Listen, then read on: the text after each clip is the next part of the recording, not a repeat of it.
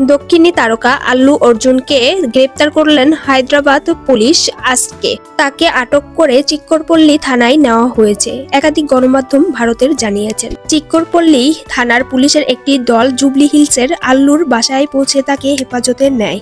পরে জিজ্ঞাসাবাদের জন্য থানায় আনা হয়েছে বলে কর্তৃপক্ষ জানিয়েছেন। 4ই ডিসেম্বর পুষ্পা টুর প্রিমিয়ার ছিল।